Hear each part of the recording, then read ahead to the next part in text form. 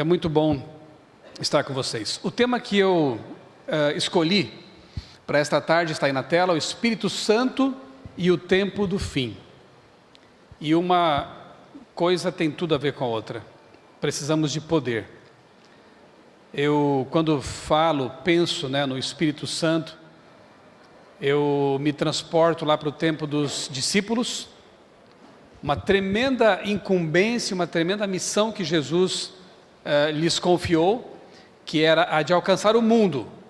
Só que eles não tinham internet, não tinham um canal com, já passou de 11 mil, eu estava conferindo ali, com mais de 11 mil inscritos e um alcance neste momento de quase 5 mil pessoas, assistindo aí em várias partes do Brasil e do mundo. Eles não tinham isso. Os discípulos não tinham Novo Tempo, não tinham Casa Publicadora Brasileira, que é onde eu trabalho há 23 anos. Eles não tinham praticamente nada, nem microfone para pregar para multidões de milhares de pessoas. Mas eles fizeram um trabalho tão maravilhoso. Eles expandiram as fronteiras do cristianismo para terras longínquas, converteram muitas pessoas, um punhado de homens e mulheres que tinham algo muito especial. O que era? O Espírito Santo. Eles eram batizados no Espírito Santo. Irmãos, eu fico pensando, quando nós formos cheios do Espírito Santo, quando a chuva serôdia vier com força torrencial maior do que essa que está caindo aí fora, e com todos esses recursos tecnológicos que nós temos, mais essa dotação do poder do alto, o que nós faremos? Cumpriremos a profecia do Dr. Rodrigo. Claro que ele não marcou data aqui, Se ele marcasse data, o pastor Gil seria o primeiro a subir aqui e dizer: Rodrigo, entrega o microfone. Mas quem sabe não veremos o nosso Senhor voltar menos de 10 anos, 15 anos. Eu também sonho em terminar de criar meus filhos no céu. Não sei se vai dar certo isso, Deus é que sabe. Eu sou adventista há 30 anos. Eu fui batizado em dezembro de 91. Ano passado, em dezembro, eu completei 30 anos de adventismo. Eu confesso a vocês que eu não esperava chegar a 2022. Eu já sonhava estar no milênio faz um tempinho já. Mas eu não perdi a fé. Porque aquele que prometeu nunca mentiu. Jesus Cristo nunca mentiu. E eu prossigo. Vou seguir até onde Ele me permitir, cumprindo a missão que Ele me confiou e confiando de que em breve essa profecia, essa promessa, essa palavra empenhada de Jesus vai se cumprir. E em grande medida depende também de nós, Porque eu não entendo muito bem esse assunto, mas o fato é que a Bíblia diz que nós temos que anunciar e apressar a vinda de Cristo. Então, se nós recebermos o poder do Espírito Santo, em alguma medida, de uma forma que eu não entendo muito bem, nós vamos apressar a volta de Jesus. Vamos lá. Eu acho que para a gente primeiro entender a missão e o que o Espírito Santo vai fazer por nós e em nós nos últimos dias, vale a pena recapitular brevemente quem é o Espírito Santo, a pessoa do Espírito Santo. E até ao eu falar isso, alguns, não aqui naturalmente, poderiam torcer o nariz e dizer: quem é? Então você está dizendo que é uma pessoa, o Espírito Santo? Vamos à Bíblia, Vamos à Bíblia. Abra sua Bíblia em João capítulo 14 agora. João capítulo 14. Lembrando que isso aqui é só uma recapitulação de um assunto que deve estar na ponta da língua de todos nós. Porque se o que nós mais precisamos é o batismo no Espírito Santo, nós precisamos compreender quem é o Espírito Santo. Porque uma compreensão equivocada e pior, herética, com relação a esse assunto, faz toda a diferença para bem ou para mal. Aqueles que negam a existência do Espírito Santo estão perdendo uma oportunidade tremenda de ter ao seu lado o Paráclito, o Consolador, o Advogado. João 14, 16 diz assim: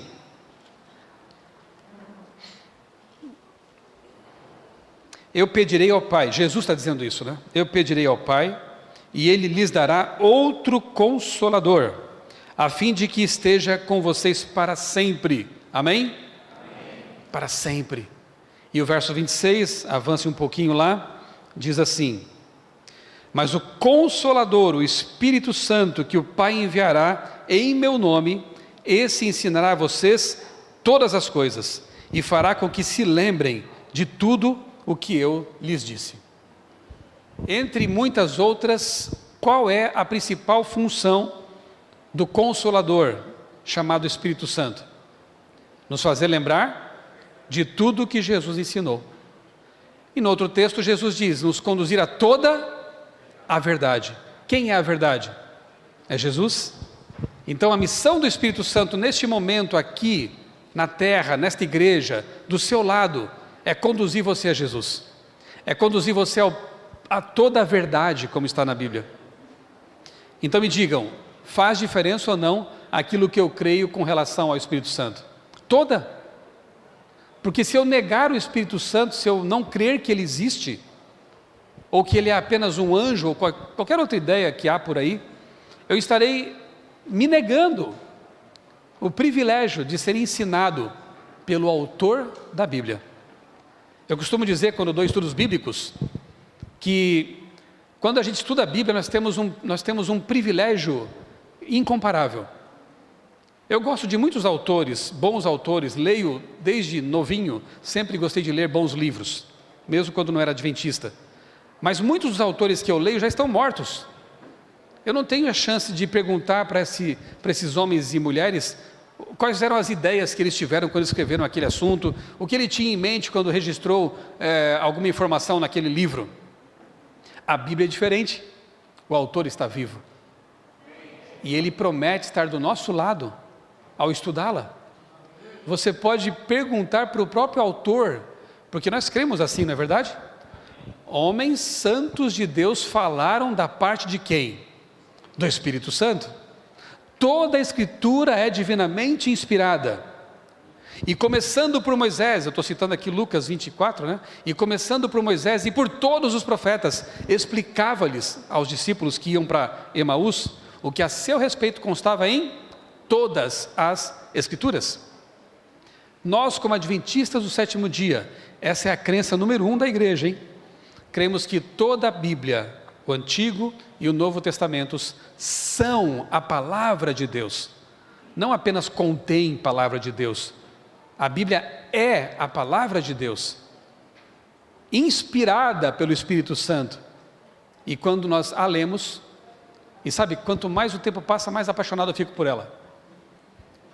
Depois eu vou contar um pouquinho da experiência do Reavivados por sua palavra. Começamos de novo, né? Nesse mês de janeiro. Serão mais 3 anos de aventura pelas páginas da Bíblia. E eu vou contar o que eu tenho feito agora, uma nova experiência nesse sentido. Se esquecer, apesar dos 62, você ainda tem boa memória, você me lembra então, desse ponto que eu vou deixar no ar aqui. Ele é o Consolador, é o Paráclito. Essa palavra no grego, ela também tem o sentido de um advogado, alguém que está do seu lado para defender você. Esse é o Espírito Santo, a pessoa dele. Vamos ver aqui agora, em linhas gerais, alguns textos mais que nos mostram a personalidade do Espírito Santo. Por exemplo, Atos 15, 28, pareceu bem ao Espírito Santo e a nós não impor a vocês nada, além das seguintes exigências necessárias. E o texto prossegue. Pareceu bem ao Espírito Santo e a nós, discípulos, não fazer tal coisa. Eles colocam o Espírito Santo junto com eles como pessoa, percebem? Apocalipse 22, verso 17. O Espírito e a noiva, quem é a noiva? A igreja. O Espírito e a noiva dizem, venha. Essa tarde nós vimos aqui casal lindo que obedeceu, aceitou o convite. Vem. Quantos mais aqui precisam ouvir isso também? Venha e beba de graça a água da vida.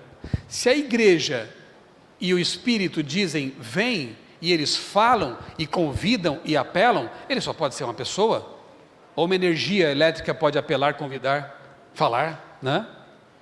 Filipenses 2, verso 1.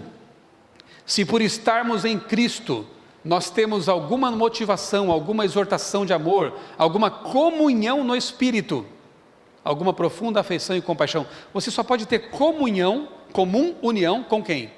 Com pessoas. Você não pode ter comunhão com uma energia impessoal. Faz nem sentido falar isso. Mas com uma pessoa você tem comunhão, né? Romanos 15, 19. Pelo poder de sinais e maravilhas, e por meio do poder do Espírito de Deus, e assim segue o texto. O Espírito Santo não é um poder. Perceba o que o texto diz? O Espírito Santo tem poder. Pelo poder do Espírito. Que fique bem claro isso. Ele tem poder. Ele não é simplesmente um poder. Pode-se mentir ao Espírito Santo. Atos 5, 3. Ultrajá-lo, ofendê-lo. Hebreus 10, 29. E você só pode mentir e ultrajar uma pessoa. João 4, 24, a palavra Espírito é empregada, em Hebreus também, né? Em referência a entidades reconhecidamente pessoais, como anjos e Deus. Se só por ter o nome de Espírito isso categoriza o ser como não ser, então Deus também não é pessoa, porque Ele é chamado de Espírito na Bíblia. Os anjos não são espíritos ministradores? Não é porque a palavra Espírito está associada ao ser, que ele não seja um ser, um ente, né? O Espírito se alegra, se entristece, anseia, sente até ciúme de você. Sabia disso? Quando você se afasta de Deus e flerta com o pecado, com Satanás, o Espírito Santo tem ciúme, porque Ele ama você. Ele quer você sempre perto dEle. Sentimentos de pessoa estão aqui na palavra de Deus, relacionadas com o Espírito Santo. Aquele que sonda os corações sabe qual é a mente do Espírito. E a primeira condição para algo ser pessoa é ter mente, pensamentos. E aqui é dito que o Espírito Santo tem mente. Vamos lá. O Espírito Santo no Antigo Testamento, você sabia disso? Que ele aparece também no Antigo Testamento? Vamos à Bíblia? Isaías 63, verso 10. Abra a sua Bíblia aí, em Isaías 63, verso 10. O Espírito Santo no Antigo Testamento, olha que interessante. Verso 10 diz assim: mas eles foram rebeldes e contristaram, entristeceram o seu Espírito Santo. Por isso ele se tornou inimigo deles e ele mesmo lutou contra eles.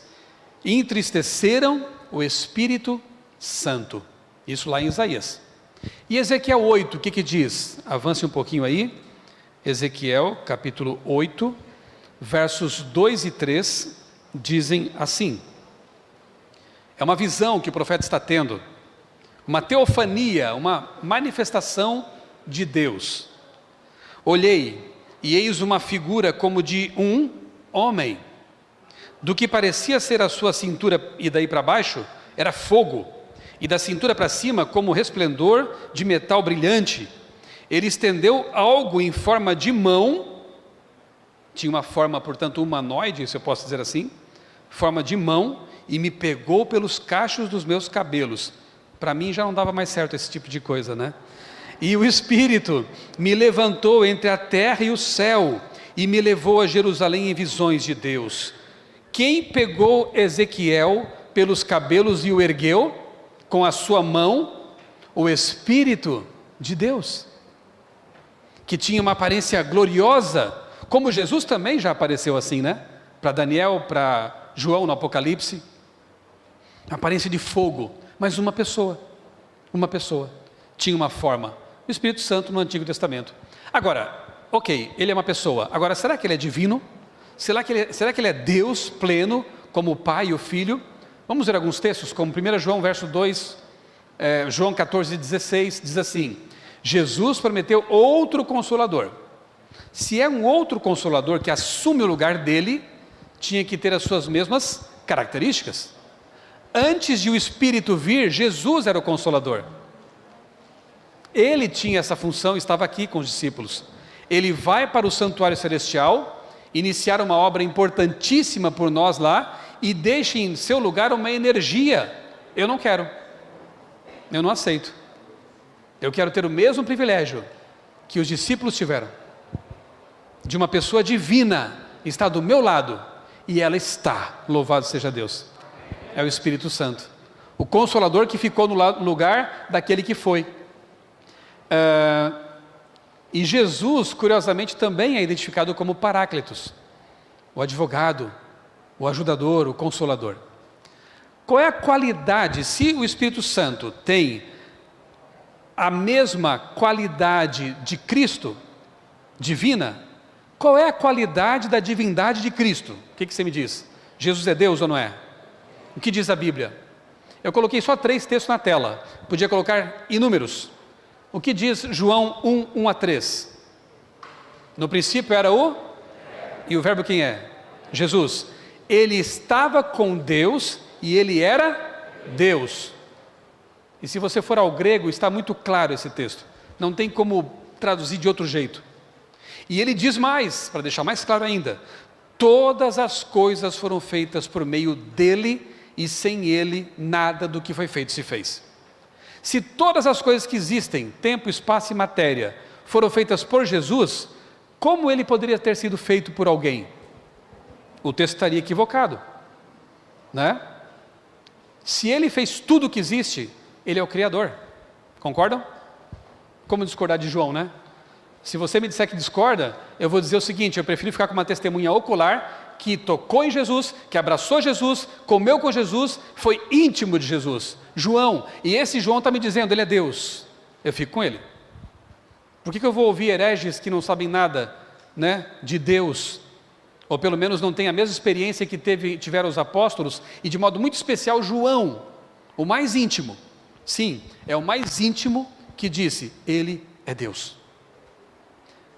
10:30 afirma a mesma coisa, Jesus dizendo que eu e o Pai somos um, né? Eu e o Pai somos um, no sentido de que são eternos, amam da mesma forma, são onipotentes, oniscientes. E João 8:58, que texto tremendo, quando Jesus diz para aqueles que o estavam ouvindo ali, antes que Abraão existisse, o que ele disse? Eu sou. Esse eu sou no grego é o ego eimi, que corresponde ao hebraico anihu. Sabe quem falou para, eu já vou dar uma pista, né, para Moisés? É assim, anihu. Diga que o anihu está enviando você. O eu sou. Quem falou isso para Moisés? No texto, Jeová, Yahvé.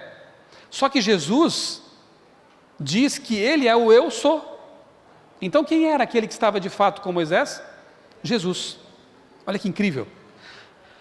A afirmação de Cristo foi tão clara e contundente que os judeus líderes pegaram pedras para apedrejá-lo. Por quê? O que ele tinha cometido se ele não fosse Deus? Blasfêmia, né? Temos um recado aqui: Fiorino, branca, parado em frente à garagem do salão de festas, placa PZE, suponho, 9005.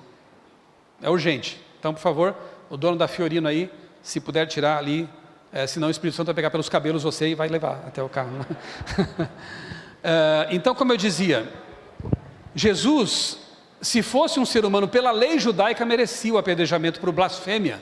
Blasfêmia é você atribuir, é você como ser humano, um ser criado, assumir prerrogativas que pertencem unicamente a Deus. Se Jesus não fosse Deus, ele estaria blasfemando ali naquele momento. Curioso, né? Aqueles judeus entenderam muito bem algo que alguns hoje não conseguem mais entender, que Jesus é Deus pleno, e esse Deus pleno deixa a outra pessoa divina e Deus pleno também em seu lugar, para ser o nosso Consolador. Só para completar, Ellen White escreveu na Review and Herald, 5 de abril de 1906, o seguinte: Cristo era Deus em essência, e no sentido mais elevado, ele era um com Deus desde a eternidade. Jesus nunca teve começo, como alguns querem por aí. Ele era Deus com o Pai e com o Espírito, desde quando? Desde sempre, desde a eternidade. No Desejar Tuas Nações, ela diz que ele não tinha vida derivada, vida emprestada, ele é a vida, tinha vida em si mesmo desde sempre. Jesus é eterno. É por isso que Isaías no capítulo 9 diz assim, que entre outros nomes, ele é Pai da eternidade. Como Jesus, o Deus forte, Pai da eternidade, poderia ter tido um princípio se Ele vem antes do tempo? Ele é eterno. Miqueias 5:2 diz a mesma coisa. Atos 5, 3 e 4 conta aquela triste história de Ananias e Safira mentindo ao Espírito. Mas logo depois o mesmo discípulo diz assim: vocês não mentiram a homens, vocês mentiram a Deus. Ora, afinal de contas, então para quem eles mentiram? Para o Espírito Santo ou para Deus? Tanto faz. Tanto faz, porque o Espírito Santo é Deus. 1 Coríntios 6,19 diz que nós somos templo do Espírito Santo. Aí o mesmo Paulo em 2 Coríntios 6,16 diz que nós somos templos de Deus. Paulo está meio perturbado ali? Afinal, somos templo de quem? Do Espírito ou de Deus? Tanto faz, porque o Espírito é Deus. Se não for assim, a Bíblia tem um monte de problemas. Concordam? Tem um monte de problemas, porque aparentemente há uma contradição aqui e acolá, só que se você entender corretamente a doutrina da Trindade, você perceberá que não há contradição nenhuma, porque Pai, Filho e Espírito Santo são Deus. São Deus. E aí, se quiser anotar depois aí no seu caderninho, né, ou tirar uma foto, são atributos divinos do Espírito Santo: eterno, onisciente, onipresente, cria e comunica vida, assim como o Pai e o Filho fazem, convence do pecado, regenera, santifica, ressuscita e sela o crente. Atributos divinos da pessoa do Espírito Santo. A fórmula batismal que o pastor Gilson acabou de repetir aqui por 2 vezes no tanque, é uma prova da divindade triuna. Como nós pastores batizamos as pessoas? Em nome de quem? Em nome do Pai, do Filho e da energia elétrica. É assim? De jeito nenhum. Em nome do Pai, do Filho e do Espírito Santo. A fórmula batismal é tão assim clara e também contundente que alguns se saem com essa: esse texto aí foi acrescentado depois, não é genuíno.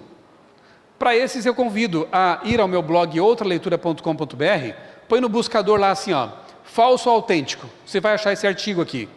É um estudo bem legal sobre a autenticidade de Mateus 28:19, do ponto de vista da arqueologia.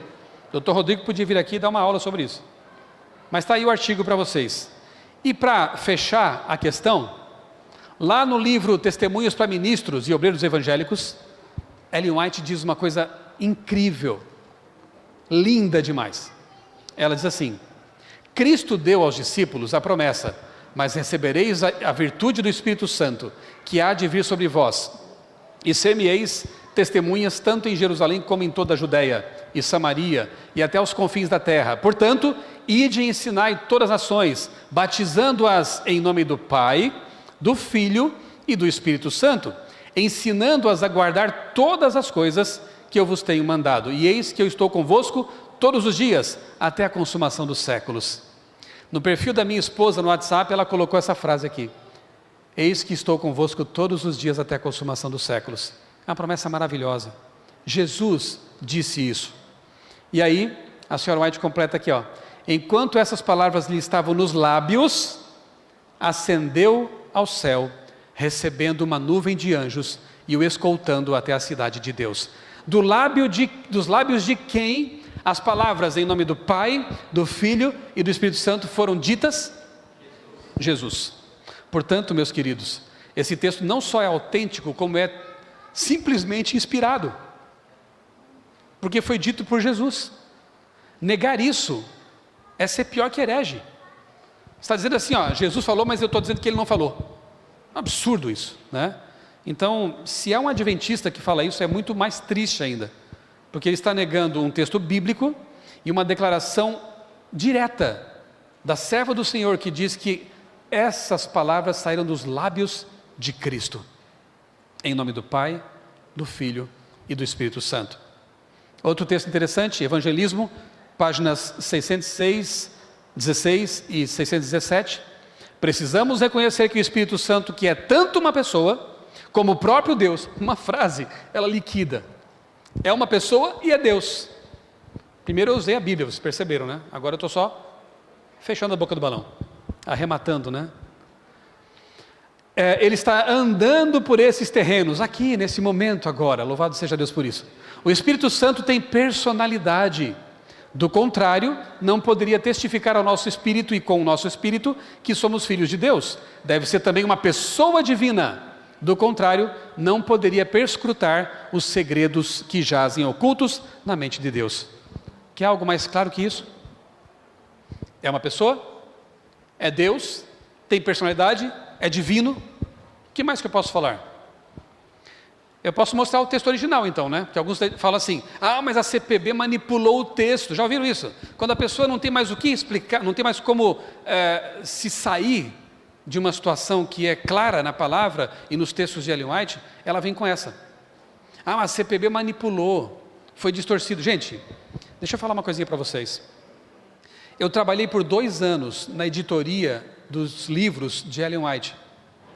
Eu sou testemunha do cuidado, do amor, da reverência com que nós lidávamos com esses textos.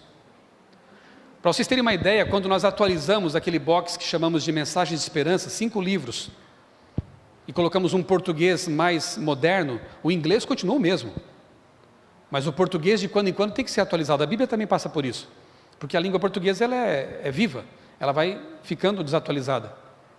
Houve tardes que nós gastamos a tarde inteira para traduzir bem um parágrafo. Sabe o que é isso? Você ficar uma tarde conferindo como traduziram para o espanhol, como traduziram para o francês, para ver como os nossos colegas editores trabalharam. E mais, nós usávamos o dicionário Webster de 1827. Sabe por quê? Queríamos saber como Ellen White entendia tal e tal palavra no tempo dela. Não adianta você pegar um dicionário de hoje, porque o inglês também é dinâmico. Nós queríamos entender como ela, o que tinha na mente dela quando ela usou tal palavra. Aí vem pessoas que não sabem de nada disso, dizer que houve manipulação. Isso me entristece profundamente, porque eu passei por essa editora, conheço os editores que estão lá hoje. Hoje eu estou com a Vida e Saúde, mas conheço a equipe que trabalha com os livros de Ellen White. São pessoas de Deus, que fazem um trabalho com reverência, com respeito, com profissionalismo. Então fica aqui o meu testemunho, né, para vocês. E no texto original, essa caligrafia é de Ellen White, tá? Veja lá, aqui está dizendo o seguinte, 3 pessoas, o Pai, o Filho e o Espírito Santo. Se você duvida, está aqui, onde é que está? Three persons, né? Depois ela fala aqui, o Filho, the Son, and the Holy Spirit, o Espírito Santo. Então, o original está ali. Se duvida de mim também, você pode ir até o White State. Estão nos cofres da Conferência Geral. Aqui embaixo, ele personifica Cristo, que tem uma distinta personalidade. Quem? O Espírito Santo. Então está aqui, o Espírito Santo, Spirit, o Confortador, ou Consolador, né? E depois, a letrinha dela é bem complicadinha, né? Ele personifica Cristo, está aqui, Christ. Então, aí está o texto. Outro, que também é muito, muito claro, está no livro Evangelismo. 3 living person of the heavenly trio, ou seja, 3 pessoas viventes no trio celestial. Cadê o correspondente na caligrafia dela? Está aqui, there are the 3 persons in the heavenly trio. Trindade. The Holy Spirit is a person. O que quer dizer isso? É fácil esse aqui, né? O Espírito Santo é uma pessoa. Quem escreveu isso? Está aqui, The Holy Spirit is a person. Na letrinha da senhora White. Então, olha, o que mais eu poderia fazer? Só se eu pegasse você pelo cabelo e levasse lá para o cofre. Está aqui o texto. Muito bem. O Espírito Santo é Deus pleno. O Espírito Santo é uma pessoa. O Espírito Santo é o nosso Consolador. Lá no meu canal no YouTube, você pode colocar no buscador Trindade. Você vai encontrar vários textos, vários vídeos, melhor dizendo, vários vídeos em que eu trabalho esse assunto, tá bom? É um assunto apaixonante, eu gosto de estudar esse assunto, por quê? Porque é Deus, e eu amo Deus. Eu fico maravilhado de ver que Deus, em pessoa, em Cristo, veio à terra morrer por mim. Eu fico maravilhado em saber que o Espírito de Deus, que é Deus pleno, está aqui conosco, nunca nos abandonou. Eu fico maravilhado quando eu estudo esse assunto. E triste quando vejo pessoas distorcendo um assunto em que nós tínhamos que tirar as sandálias dos pés, quando estudamos. Porque é sobre a divindade, sobre o nosso Deus. O Espírito Santo é representado por símbolos. Claro, ele é vento, ele é água, ele é fogo, ele é óleo. Ah, então ele é uma coisa. Espera lá, Jesus também não é o pão. Jesus não é luz, não é porta, não é videira. Então ele não é pessoa. São metáforas, são comparações para mostrar a multiforme obra do Espírito Santo. Ele refrigera, ele aquece, ele unge. Ele é tudo isso e muito mais, certo? Agora sim, é só a introdução, agora começa a pregação. A obra do Espírito Santo, vamos a João 16, 8 e 9, João 16, 8 e 9, vamos relembrar, nunca é demais relembrar isso. Entendendo, como já entendemos quem é ele, vamos ver qual é a obra dele. João 16, 8 e 9, diz assim o texto inspirado: quando ele vier, convencerá o mundo do pecado, da justiça e do juízo. Do pecado porque não creem em mim, Jesus disse. Da justiça porque eu vou para o Pai e não me verão mais. Do juízo porque o príncipe deste mundo já está julgado. Entre as funções do Espírito, uma delas é convencer-nos do pecado. Quando a pessoa vive longe de Deus, e quando nega Deus, nega o Espírito Santo, ela perde a sensibilidade espiritual de perceber que está no caminho errado, no caminho do perigo. E ela passa a chamar o mal de bem e o bem de mal, como disse Isaías. Ela faz inversões de valores e trilha um caminho perigoso. Você percebe como nós precisamos desesperadamente do Espírito Santo? É Ele quem nos refreia, nos conduz, nos guia. Eu louvo a Deus por ser um marido que busca o Espírito Santo. E eu vou te explicar por quê. Não estou louvando a mim, eu estou louvando a Deus que faz a obra em mim. Eu não sou perfeito como ninguém aqui é. Já cometi erros como pai, como marido, mas muitas vezes, nem tantas, algumas vezes, talvez melhor dizendo, em uma discussão entre família ali com a esposa, eu tive vontade de falar alguma coisa que talvez fosse magoar a minha esposa. E eu ouvi uma voz atrás de mim dizendo assim: não fala isso, não fala isso. Ou então, no momento de discussão, quem sabe, eu pensar, se ela não pedir desculpa, eu não peço. E Deus fala assim: deixa de ser bobo, desce desse tamanco de orgulho e pede perdão. Mas foi ela que começou, Senhor, pede perdão. E eu vou lá e peço perdão. E depois é uma maravilha, né?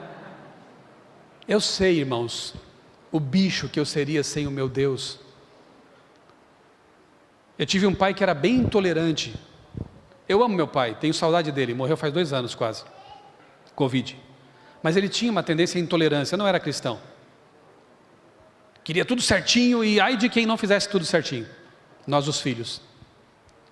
E quantas vezes nós, os filhos, quando nos tornamos pais, nos vemos repetindo padrões. Quer um exemplo? Isso nunca saiu da minha mente.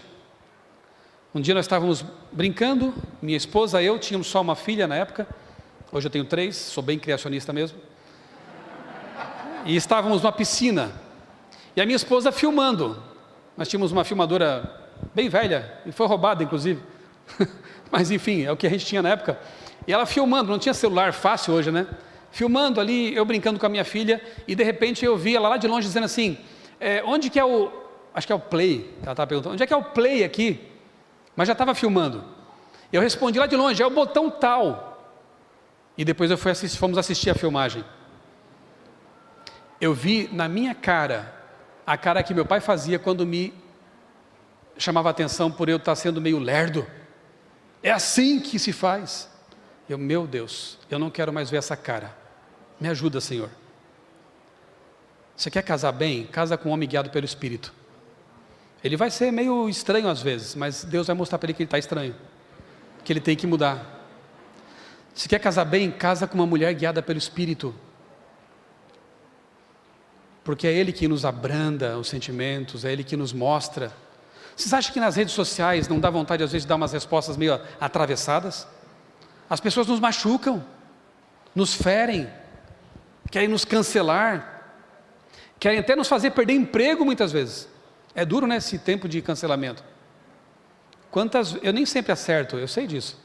Eu tenho muitas falhas. Mas quantas vezes eu estava ali para enviar a mensagem e Deus falou assim, não manda. Ora primeiro. Manda amanhã.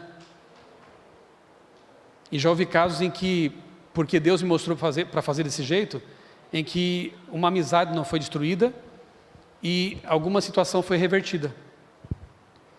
Porque o Espírito Santo ele estava no meio, agindo, trabalhando. Busque o Espírito Santo, você vai ser um melhor pai, um melhor filho, um melhor cônjuge, um melhor colega de trabalho, um melhor tudo. Porque é Ele que opera em nós o querer e o realizar segundo a sua boa vontade. Amém? Não sou mais eu quem vive, Cristo vive em mim. Ele, o Espírito Santo, me crucifica com Jesus na cruz, para que eu possa derrotar esse eu tão complicado que eu tenho.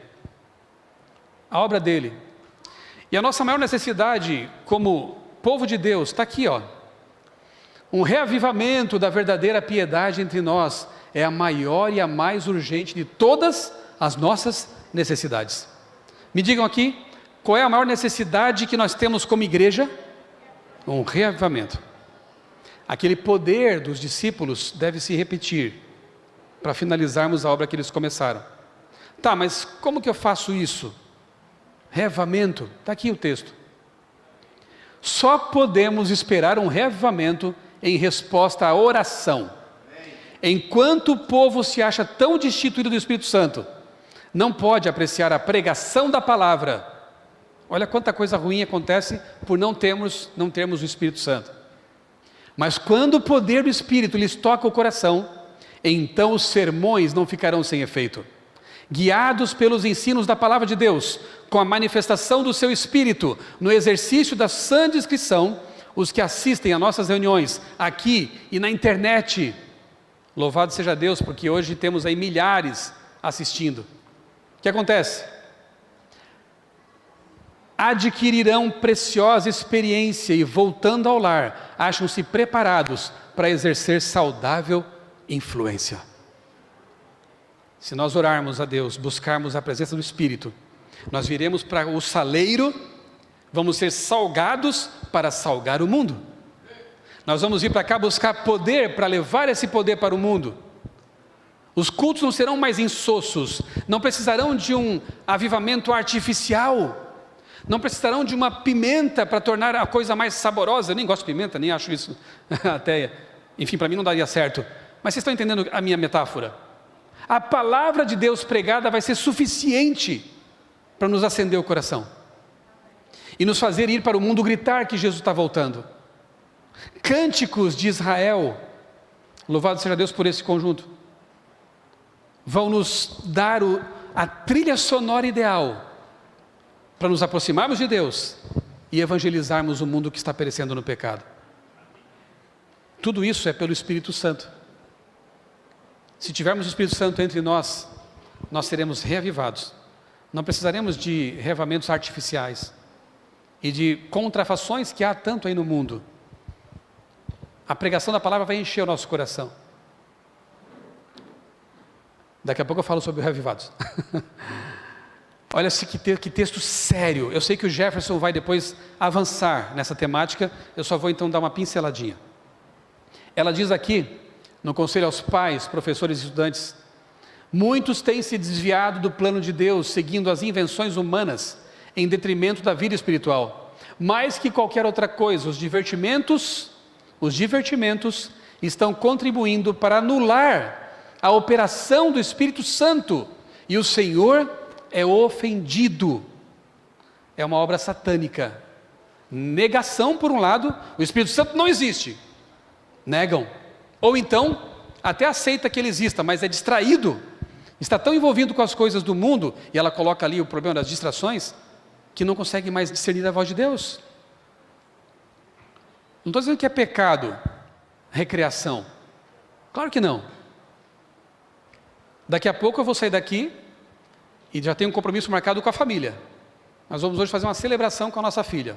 E eu fiquei feliz quando ela pediu isso, porque ela já fez aniversário faz aí 3 semanas. Mas ela estava com os amigos em Santa Catarina. Ela voltou de viagem e falou assim para nós, para minha esposa e para mim: mãe, pai, eu queria fazer uma festinha da nossa família. Minha esposa fez um bolo já. Não vou convidar vocês porque é pouco bolo. Mas sintam-se abraçados. E eu fiquei feliz, emocionado. Porque apesar de ela estar indo já, tem 20 anos, a minha filha está fazendo 20 anos, passo rápido. Já vai mudar de estado para estudar, tem amigos. E eu também ouvi uma coisa no carro, indo para a igreja, que me deixou muito feliz. A minha filha disse assim: eu acho que eu estou ficando velha, eu tenho só uma amiga e vocês, minha família. Nossa, isso me deixa com a voz embargada, mas feliz por dentro. Que é assim mesmo, a gente vai ficando velho e vai sendo mais seletivo, né? Mas ela dizer que eu tenho vocês... Olha, Jefferson, me desculpa, eu queria ouvir a sua palestra, eu vou assistir depois a gravação, mas não dá para concorrer, viu? Eu vou correndo para casa. Vou comer esse bolo com muita alegria. O bolo que a minha filha pediu. Eu nem sei por que eu falei. Ah, sim. Eu vou me recriar com a família agora. Entendeu? Eu vou para casa me recriar com a família. Vou colocar uma bermuda. Talvez eu vou brincar com meu filho no tapete da sala. Recreação não é pecado. Mas você entendeu o que ela quer dizer aqui, né? Divertimentos que afastam de Deus. Divertimentos frívolos. Que enchem a mente de conteúdos que não tem nada a ver com a palavra de Deus.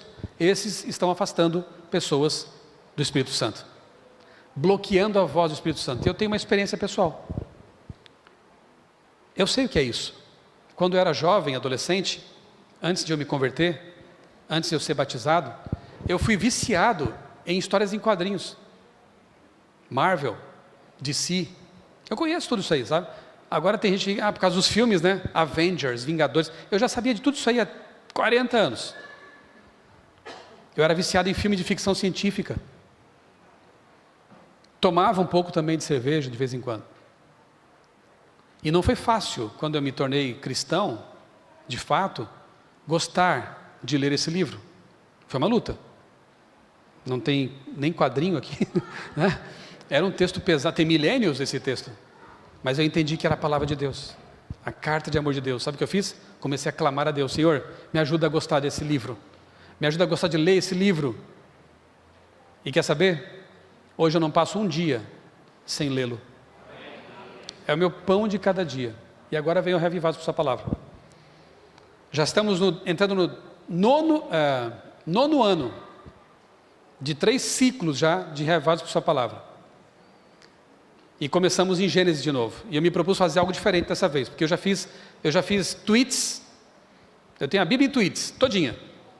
Fiz áudios, tenho 1189 áudios guardados num canal ali no YouTube de comentários bíblicos. É bom, assim, eu chego a pensar que se eu morrer, a minha voz continua pregando. Como é bom pensar nisso, né? Estou dormindo, estou pregando. As redes sociais são uma maravilha para pregar o evangelho. E o que eu faço agora? Bom, eu vou começar de novo, eu vou fazer comentários bíblicos. Daqui a 3 anos eu vou ter um comentário bíblico que eu fiz. Sabe o que eu faço à noite? Eu pego a Bíblia Andrews, eu pego a Bíblia arqueológica, a Bíblia chave bíblica, que tem grego e hebraico ali, as palavras mais importantes, e o comentário bíblico adventista. Eu vou dormir um pouco tarde por causa disso, mas vale muito a pena. Eu estudo tudo isso, produzo meu textinho e de manhã eu envio para pessoas que têm lá seus grupos e envio para milhares de pessoas. É uma motivação para que eu mesmo cresça no conhecimento da palavra. Eu sou apaixonado por isso. Eu amo a palavra de Deus. E quando eu comecei a mergulhar nela, aquilo que antes parecia importante para mim virou palha. Como é que eu posso comparar revistas em quadrinhos, filmes de ficção com a palavra inspirada de Deus. E eu percebi que quanto mais eu mergulhava nela, mais a mente ia se abrindo para a voz de Deus, para a influência do Espírito Santo. Então, cuidado, meus queridos irmãos. Esse texto aqui não tem o objetivo de condenar ninguém, porque todos nós somos falhos, temos nossas lutas. Mas, por favor, faça da Bíblia a sua prioridade, livro de cabeceira. Eu estava estudando, estamos estudando, né? Gênesis. Eu vou terminar com essa breve reflexão.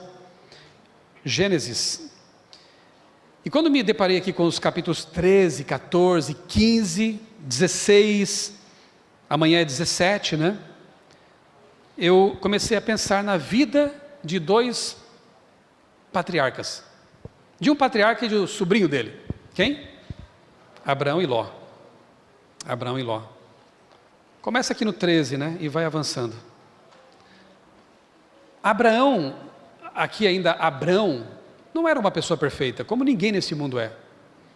Ele mentiu, ele cometeu erros. Depois ele se deixou, inclusive, convencer pela esposa de que poderia ter um filho, dando uma mãozinha para Deus, né? Um costume daquele tempo, um pecado cultural, digamos assim. Ele cedeu à cultura. E foi um problema, né? Sofrimento para Agar, para Ismael, para eles. Quando o ser humano faz o que Deus não mandou e tenta com as suas mãos resolver as coisas, frequentemente dá problema e sofrimento.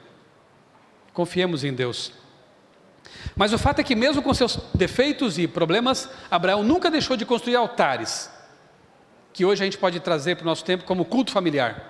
Reunia a família, oferecia o sacrifício, louvava a Deus, buscava a Deus. Ele sempre construía altares.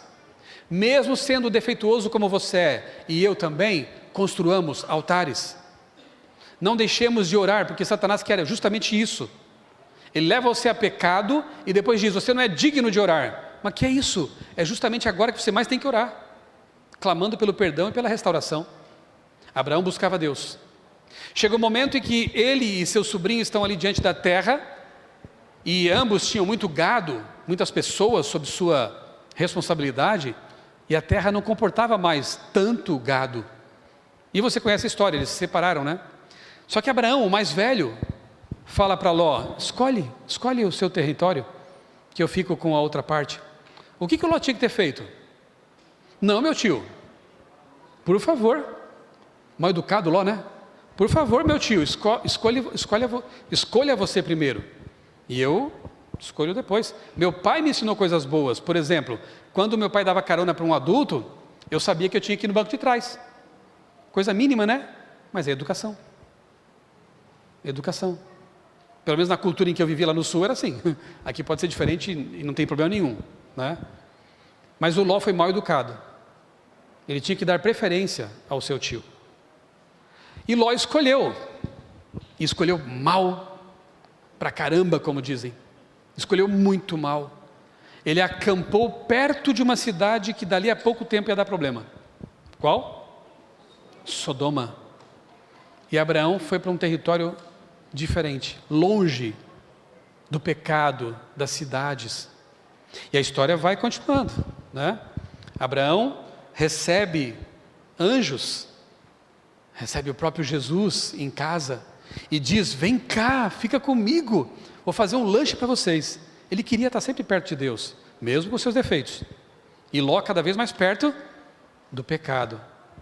Chega um momento que há uma guerra de alguns reis contra outros, e Ló está no turbilhão ali agora. Sabe, porque a gente se aproxima do pecado, muitas vezes a gente é envolvido nele, até de graça. E Ló foi envolvido ali naquele problemão. Abraão, que era um pacifista, mas que na hora do vamos ver, também pode ser muito determinado, pega 318 homens e vai combater contra exércitos.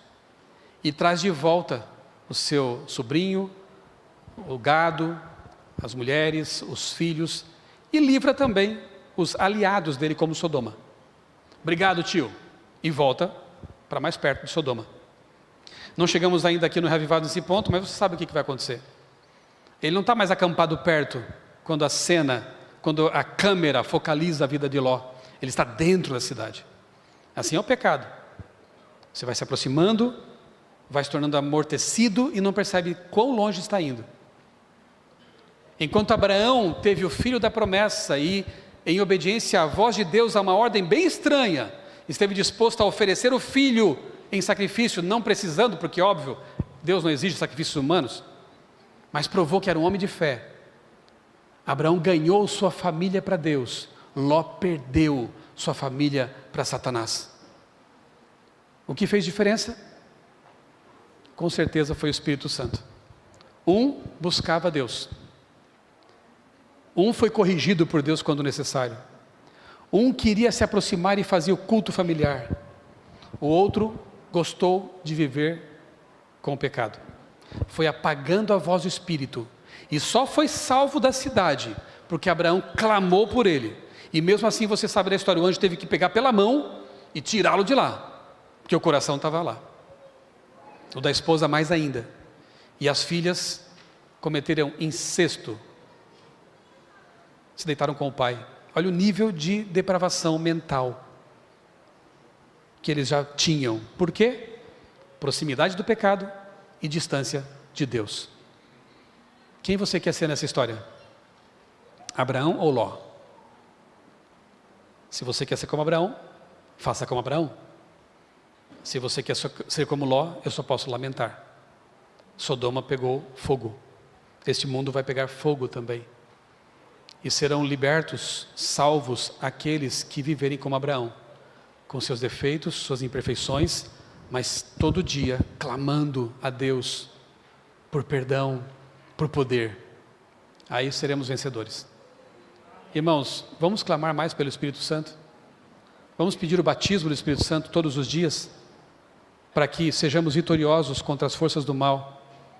Que o Espírito Santo de Deus batize esta igreja, e as igrejas aqui representadas, e por extensão toda a nossa igreja em todo o planeta, para que unidos, todos nós, não importa o cargo que tenhamos, a função que tenhamos, unidos, possamos concluir a obra que Deus nos confiou. E ela só vai ser concluída com o poder que vem do alto. Eu quero terminar com uma oração.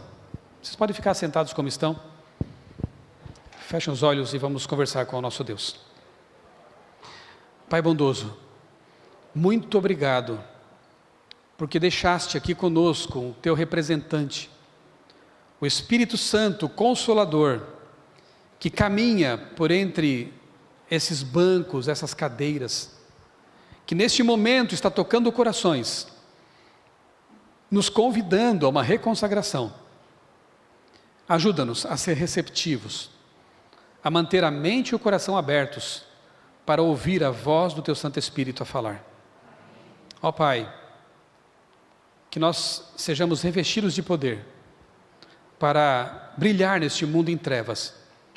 Ajuda-nos, batiza-nos, para que possamos terminar a obra que os teus filhos, lá no passado, começaram com tanta dedicação e tanto poder. Reveste-nos, Pai, do mesmo poder, para que terminemos essa obra.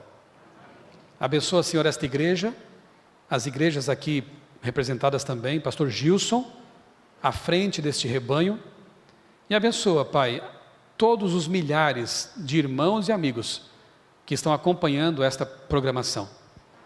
Dá-nos a tua paz. É o que nós pedimos e agradecemos em nome do Senhor Jesus. Amém.